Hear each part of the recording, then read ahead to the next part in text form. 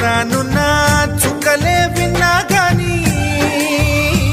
కదిలించలేదా కాస్త కూడా నీ మనసుని పరదాలు దాటి ఒక్కసారి పలకరించవేమి అందరినీ ఇలా వెంటపడి అడగాల సరదాగా నువ్వే ఎదురైతే సరిపోదా నిద్రపోతున్న రాత్రి నడిగా గుటికి చేరిన గువ్వల నడిగా